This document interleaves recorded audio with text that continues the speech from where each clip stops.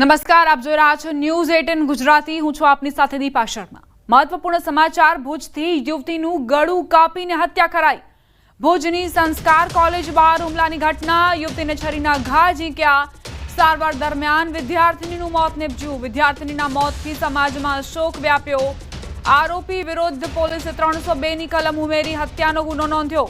BCA પ્રથમ વર્ષમાં અભ્યાસ કરતી હતી. બચાવવા માટે વચ્ચે પડેલા મિત્રને પણ છરીના ઘા માર્યા. વિદ્યાર્થીની ગાંધીધામની રહેવાસી છે. હાલ ભુજની ભાનુશાળી હોસ્ટેલમાં રહીને સંસ્કાર કોલેજમાં અભ્યાસ કરે છે. સંવાદદાતા મેહુલ જોડાઈ ગયા છે વધુ જાણકારી સાથે. મેહુલ, યુવતીને કઈ રીતે મોતને ઘાટ ઉતારાઈ છે, કેમ હત્યા કરાઈ? જી દીપા, ચોક્કસથી વાત કરવામાં આવે તો ભુજમાં યુવતીનું ગળું કાપીને હત્યાનો ગઈકાલે સાંજનો છે તે પ્રયાસ કરવામાં આવ્યો હતો. ભુજની સંસ્કાર કોલેજમાં જે બીસીએના પ્રથમ વર્ષમાં ભણતી જે યુવતી છે તેને છરીના ઘા ઝીકી અને ગળાના ભાગે હત્યા કરવાનો પ્રયાસ કરવામાં આવ્યો હતો. આરોપી સાથે જે યુવક હતો તેને પણ છરીના ઘા લાગ્યા હતા અને ત્યારબાદ છે તે બંનેને સારવાર માટે ભુજની જીકે જનરલ હોસ્પિટલ છે તેમાં ખસેડવામાં આવ્યા હતા અને ત્યારબાદ સારવાર દરમિયાન મોડી રાત્રે 2:30 થી 3 વાગ્યાના અરસામાં જે યુવતી છે તેનું મોત નીપજ્યું હતું. તો આરોપી વિરુદ્ધ છે તે 302 ની કલમ ઉમેરીને હત્યાનો ગુનો પણ નોંધવામાં આવ્યો છે. હાલ પોલીસ દ્વારા છે તે આરોપીની પૂછતાછ ચાલી રહી છે અને પૂછતાછ ચાલ્યા બાદ જ જે સમગ્ર હકીકત છે તે સામે આવશે. જી, આભાર મેહુલ જાણકારી આપવા માટે. તો સાંજના સમયે જ્યારે કોલેજના ગેટ પાસે યુવતી પહોંચી ત્યારે આરોપી મોહિત સિદ્ધપુરાએ હુમલો કર્યો હતો. 19 વર્ષીય વિદ્યાર્થીનીને ગળાના ભાગે તેણે ઈજા પહોંચાડી હતી.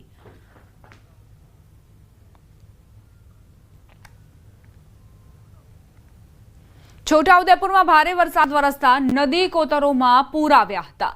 જેતપુર પાવી તાલુકાના વાવડી ગામે ફસાયા હતા 150 શાળાના વિદ્યાર્થીઓ. ગામ અને શાળા વચ્ચેના કોતરના લો લેવલનો કોઝવે પાણીમાં ગરકાવ થયો હતો. ગામ લોકો સહિત વાલીઓ દોડી આવ્યા કોઝવે પર. ગામ લોકો માનવ સાંકળ રચી વિદ્યાર્થીઓને કોઝવે પરથી પસાર કરાયા. ગામના લો લેવલના કોઝવે પર વારંવાર પાણી આવી જતા ગામ લોકો માંગ કરી રહ્યા છે સ્લેબ ડ્રેનની. સંવાદદાતા સહેજબ જોડાઈ ગયા છે વધુ જાણકારી સાથે. સહેજબ, શું ઘટનાક્રમ બન્યો હતો? જી, આપણે જણાવી દઉં કે છોટાઉદેપુરની અંદર ગઈકાલે સવારથી જ અવિરત અને ધોધમાર વરસાદ હતો, જેના છોટાઉદેપુરની તમામ નદી નાળાઓ જે છે છલકાઈ ગયા હતા. ખાસ કરીને જે પાવીજેતપુરની અંદર જે ભારે વરસાદ થયો હતો તેના કારણે જે પાવીજેતપુર તાલુકાના વાવડી ગામ છે કે ત્યાં 150 જેટલા વિદ્યાર્થીઓ અભ્યાસ માટે આવતા હોય છે, ત્યારે બે ગામ વચ્ચે જે કોતર પસાર થઈ રહ્યું છે તે કોતર ઉપરથી ભારે પાણીની આવક હતી અને જે 150 જેટલા બાળકો જે છે તે સ્કૂલ પાસે ફસાયા હતા અને સામે કિનારે જવા માટે જે વધુ પાણી હોય તેના કારણે વાલીઓ જે છે તે કોઝવે પાસે આવ્યા હતા અને જે બાળકોને જે દોરી બાંધીને જે દોરડું સામે કિનારે મોકલીને જે વાલીઓ જે છે તેઓને ભારે જહેમત બાદ બાળકોનું રેસ્ક્યુ કરીને તેઓને બહાર કાઢવામાં આવ્યા હતા. ખાસ કરીને આ વિસ્તારના લોકો અવારનવાર રજૂઆતો કરે છે કે જે લો લેવલનો કોઝવે છે તેને પુલ બનાવીને આપવામાં આવે, કારણ કે આ મોટી સંખ્યાની અંદર જે બાળકો સામે કિનારે જતા હોય છે, સાથે સાથે ખેડૂતો પણ સામે કિનારે ખેતી કરવા માટે જતા હોય છે. ત્યારે આ વિસ્તારના લોકોને એક જ માંગ છે કે સ્લેબ ડ્રેન નાનો પુલ બનાવીને આપવામાં આવે તાજે પડતી મુશ્કેલી છે તે ગામના લોકોને ન પડે. જી સહેજબ, પહેલા તો શાળાએ જવા માટે આ જહેમત, ત્યારબાદ જ્યારે વાલીઓ વિદ્યાર્થીઓને લેવા જાય ત્યારે પણ આ પ્રકારની જહેમત ઉઠાવવી પડે છે. એટલે શું, કેવા પ્રકારની સ્થિતિ, કઈ રીતે આ નાગરિકો અહીં સર્વાઈવ કરી રહ્યા છે? ખાસ કરીને વિસ્તારના લોકો તો અવારનવાર વર્ષોથી રજૂઆત કરે છે કે જે લો લેવલનો કોઝવે છે તેના કારણે પારાવાર મુશ્કેલી આ ગામના લોકો વેઠી રહ્યા છે, કારણ કે જે ગામના બે ભાગ હોય, એક ફળિયું સામે કિનારે હોય, એક ફળિયું આ સાઈડ હોય, તેના કારણે જે વચ્ચેથી જે કોતર પસાર થાય છે તેમાં પાણીની આવક ચોમાસા દરમિયાન થતી જ હોય છે અને ઘણી વખત એ પણ બનતું હોય છે કે જ્યારે 2 થી 3 દિવસ સુધી જો પાણીની આવક હોય તો બાળકોનો અભ્યાસ પણ બગડતો હોય છે. અને જ્યારે મૂળ હેતુ એ છે કે જ્યારે આજે પાણી જે કોતર પરથી લો લેવલના કોઝવે ઉપરથી પસાર થતું હોય છે ત્યારે સામે કિનારે જે ખેડૂતોના જે ખેતરો આવતા હોય છે ત્યાં પણ જવા માટે આ વિસ્તારના લોકોને મુશ્કેલી વેઠવી પડતી હોય છે. અને સામે કિનારે જતા રહેલા ખેડૂતો હોય અને ત્યારબાદ જો પાણી આવે તો જે કેટલાક ખેડૂતોને પોતાના ખેતરોની અંદર રાતવાસો વિતાવવાનો વારો આવતો હોય છે. તેના લઈને જ આ વિસ્તારના લોકો અવારનવાર તંત્રમાં નેતાઓને રજૂઆતો કરી છે કે લો લેવલનો કોઝવે હટાવી પુલ બનાવીને આપવામાં આવે તો આ વર્ષો જૂની જે મુશ્કેલી છે તે દૂર થાય તેમ છે. જી સહેજ માનવ સાંકળ રચીને વાલીઓએ તમામ વિદ્યાર્થીઓને શાળાએ તો પહોંચાડી દીધા, પરંતુ એ કેટલું જીવલેણ સાબિત થઈ શકે છે, ખૂબ જ જોખમી સાબિત થઈ શકે છે, એ આ દ્રશ્યો તેનો પુરાવો આપી રહ્યા છે.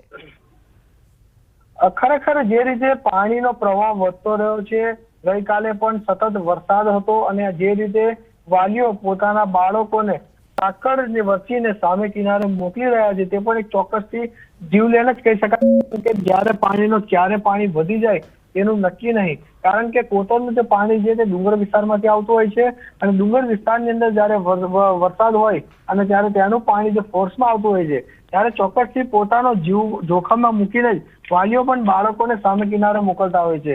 ખાસ કરીને આજે ઓછો છે એટલે કોઈ બનાવ તો બન્યો નથી.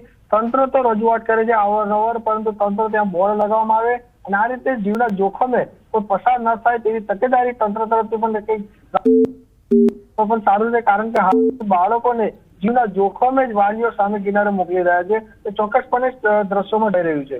સહેજ પ્રશાસન તરફથી કઈ જવાબ આપવામાં આવ્યો છે? આ નાગરિકોએ રજૂઆત કરી હોય કે તેમની પુલની માંગ છે તેને સંતોષવામાં આવે?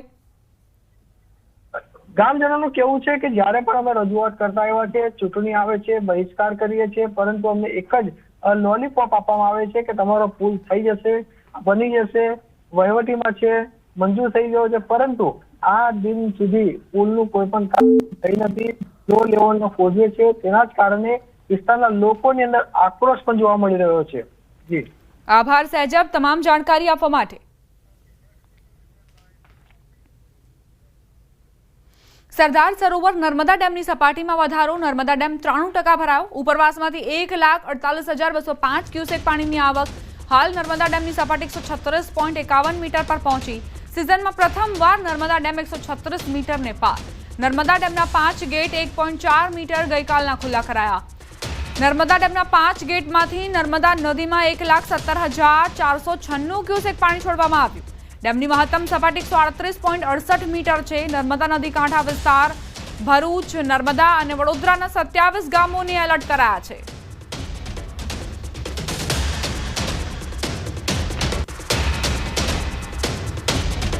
વાત મહેસાણાના ધરોઈ ડેમની, વધુ 2 ગેટ ખોલાયા છે. ધરોઈ ડેમના હાલમાં 4 ગેટ ખોલવામાં આવ્યા છે. 2 ગેટ 6 ફીટ અને 2 ગેટ 4 ફીટ ખોલાયા છે.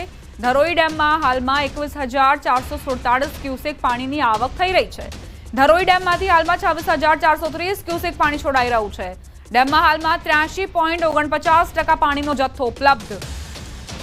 ડેમની સપાટી 617.63 ફૂટ પર પહોંચી છે.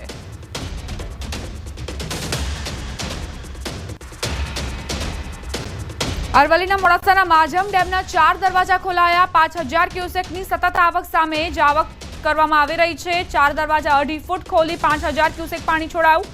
3 તાલુકાના 30 ગામોને એલર્ટ કરાયા છે. કોઝવે વિસ્તારના રસ્તા પર પસાર ન થવા સૂચના આપવામાં આવી છે.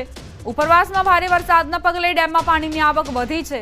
રાત્રિના સમયે માજમ ડેમમાં 4,000 ક્યુસેક પાણીની આવક થતા 5,000 ક્યુસેક પાણી છોડાયું.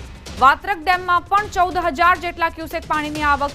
વૈડી મેશ્વો ડેમમાં પાણીની આવક થતા જળાશયો છલકાયા.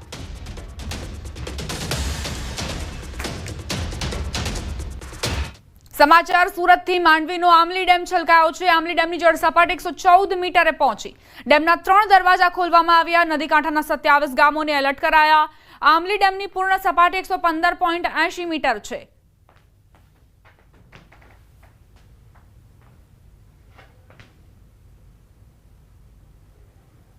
સુરત જિલ્લામાં ભારે વરસાદના પગલે કીમ નદી 2 કાંઠે વહેતી થઈ. માંગરોળના શેઠી ગામનો લો લેવલ બ્રિજ પાણીમાં ગરકાવ. શેઠી વેલાછાને જોડતો બ્રિજ પાણીમાં ગરકાવ થતા વાહન વ્યવહાર અસર. ગઈકાલે ઉમરપાડા તાલુકામાં ધોધમાર વરસાદ વરસ્યો હતો. ભારે વરસાદના પગલે કીમ નદીમાં પાણીની ભારે આવક થઈ છે.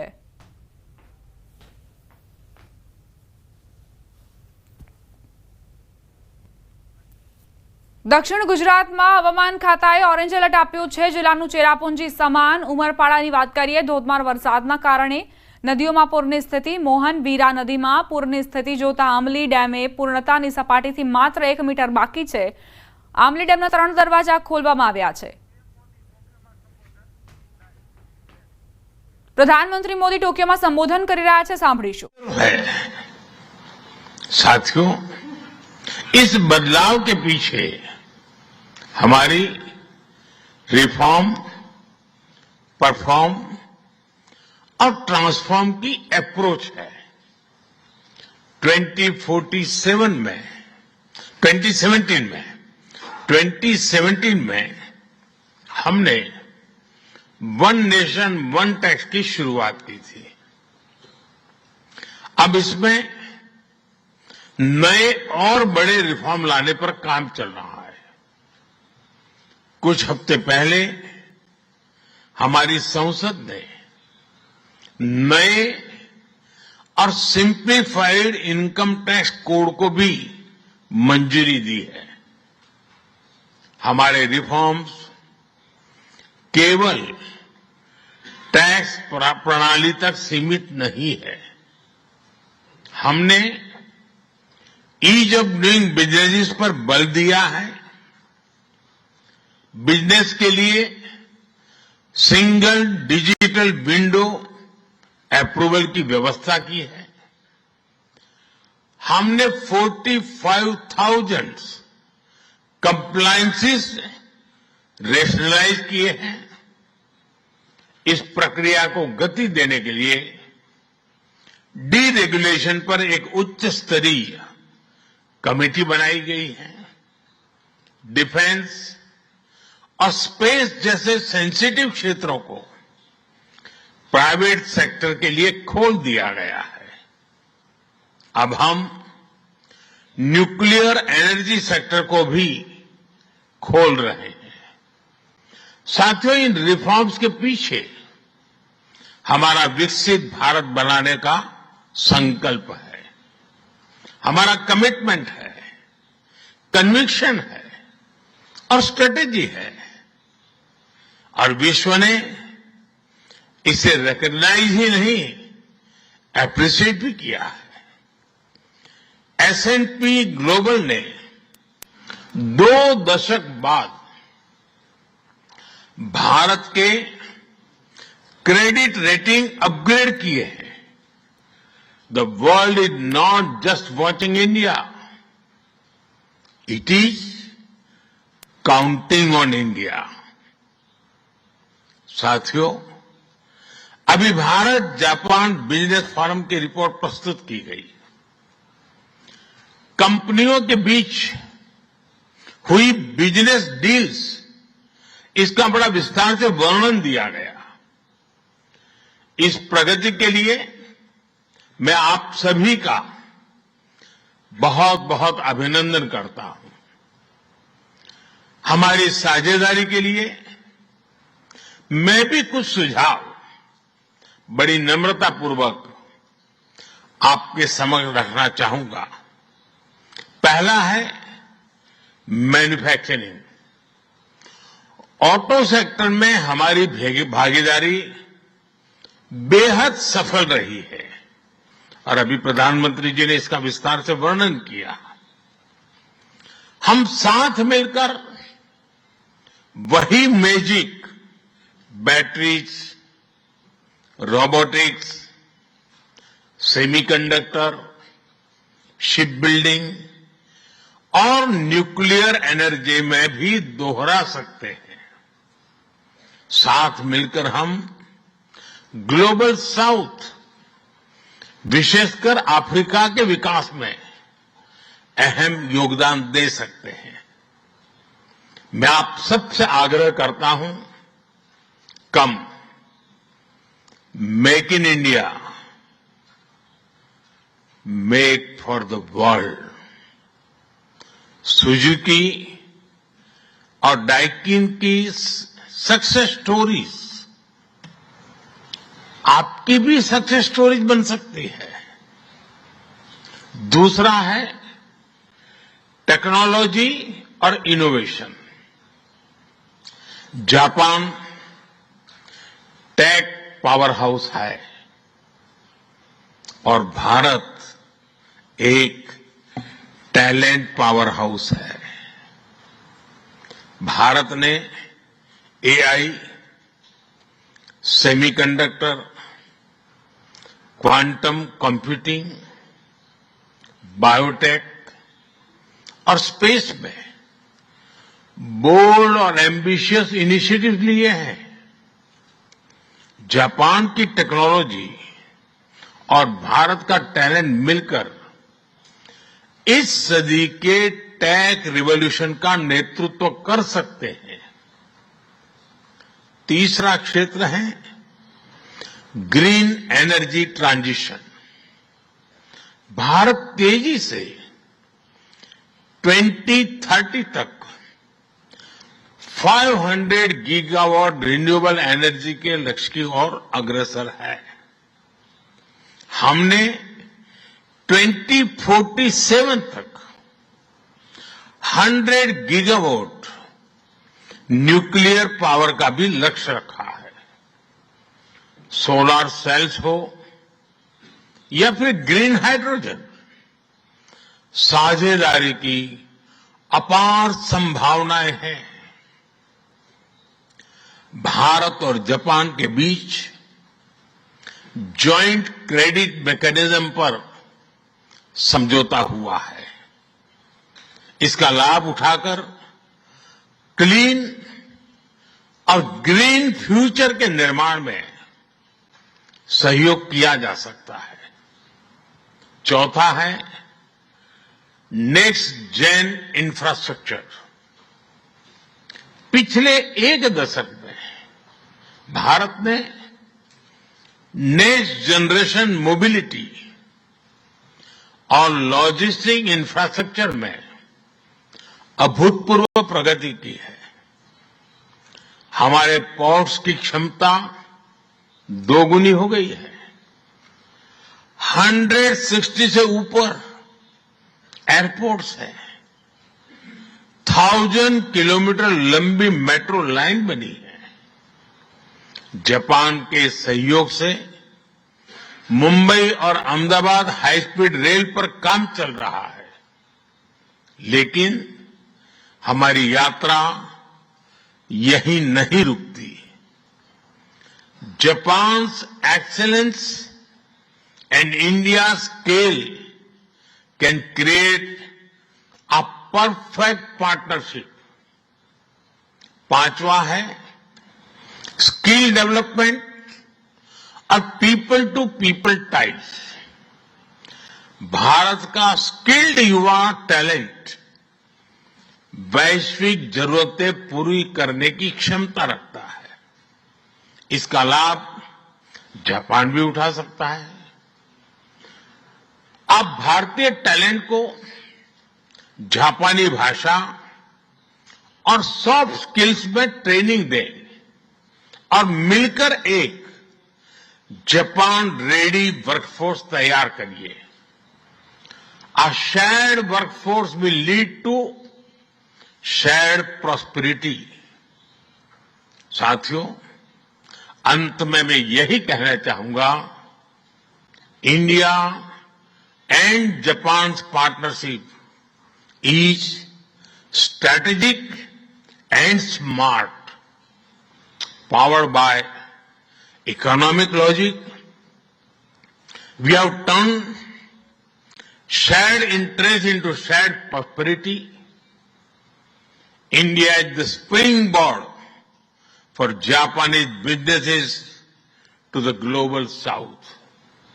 Together, we will shape the ASEAN century, Asian century for stability, growth and prosperity.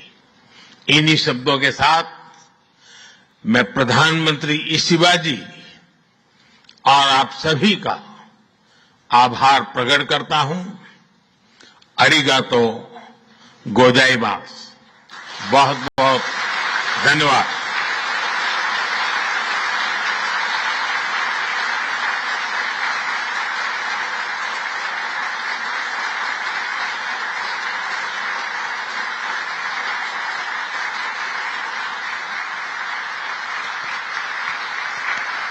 モディ首相、ありがとうございました。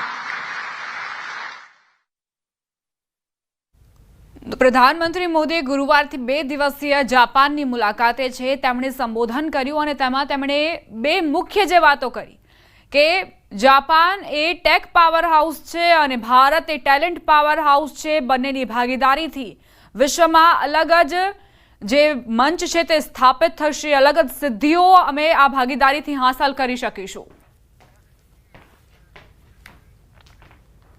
સમાચારોમાં હવે આગળ વધીએ। સાબરકાંઠા જિલ્લામાં વરસાદી માહોલ યથાવત છે। હિંમતનગરમાં ધોધમાર વરસાદ ખાબક્યો। નીચાણવાળા વિસ્તારોમાં વરસાદી પાણી ભરાયા। અવિરત વરસાદથી અનેક નદીનાળા છલકાયા। 24 કલાકમાં ઈડરમાં 5 ઇંચ વરસાદ પડ્યો। હિંમતનગરમાં 3 ઇંચ જેટલો વરસાદ ખાબક્યો। વડાલી, તલોદ, ખેડબ્રહ્મા, પ્રાંતિજ, વિજયનગરમાં 2 ઇંચ વરસાદ નોંધાયો છે।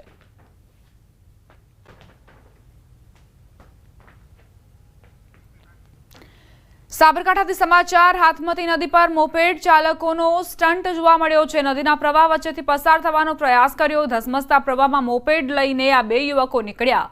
તેમને એવું હતું કે આ કોઝવે તેઓ પસાર કરી લેશે, પરંતુ આ પાણીના ધસમસતા પ્રવાહ સામે તેમણે સ્થિતિ પારખી જતા જ પાછળ વળી જવાનો પ્રયત્ન કર્યો અને તેઓ સફળ પણ રહ્યા। જો આ પ્રકારની બેદરકારી નાગરિકો દાખવશે તો પોતાના જીવ પર જોખમ સર્જશે। પાણીનો પ્રવાહ વધુ લાગતા તેઓ પાછા ફર્યા। પોલીસે બેરિકેડ મૂક્યા છે, છતાં પણ આ યુવકો અહીંથી પસાર થવાની હિંમત કરતા હતા। પોલીસના બંદોબસ્ત પર પણ સવાલ ઉઠ્યા છે। હાથમતી નદી પર મોપેડ ચાલકોનો આ સ્ટન્ટ જુઓ। ધસમસતા પ્રવાહ વચ્ચે મોપેડ ચાલકોએ પોતાનું બાઇક આમાં નાખ્યું છે, પરંતુ તેઓ સ્થિતિને પારખી ગયા અને સમય સૂચકતા વાપરીને પાછા વળ્યા હતા। સાબરકાંઠા જિલ્લાથી જ સમાચાર। વિરામ બાદ સર્વત્ર વરસાદી માહોલ। હિંમતનગર, ઈડર, વડાલી, ખેડબ્રહ્મા, વિજયનગર સહિતના તાલુકાઓમાં વરસાદ પડ્યો। પ્રાંતિજ શહેર અને આસપાસના ગ્રામ્ય પંથકમાં વરસાદ વરસ્યો। પ્રાંતિજના વદરાડ, પોગલું, વડવાસા, તાજપુર, કમાલપુર સહિતના ગ્રામ્ય પંથકમાં મેઘમહેર થઈ।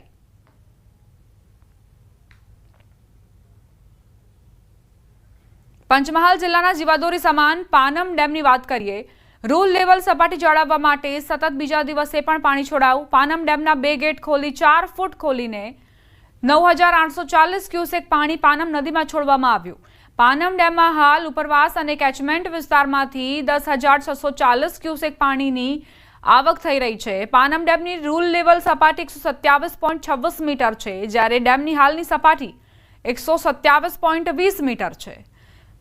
પાનમ ડેમ હાલ 97.51% ભરાઈ ગયો છે। ઉપરવાસમાંથી પાણીની આવકમાં વધારો થાય તો પાણી છોડવાની માત્રામાં પણ વધારો કરવામાં આવશે।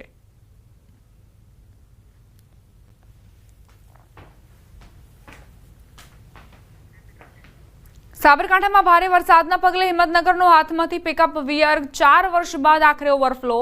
હાથમતી અને ગુહાઈ જળાશયમાંથી પાણી આવતા હાથમતી નદી 2 કાંઠે વહેતી થઈ। પિકઅપ વિયરમાંથી 8500 ક્યુસેક પાણી નદીમાં છોડવામાં આવ્યું, જ્યારે કેનાલમાં 200 ક્યુસેક પાણી છોડાયું। હિંમતનગરના 4 કોઝવે પર પાણી ફરી વળતા વાહન વ્યવહાર બંધ કરાયો।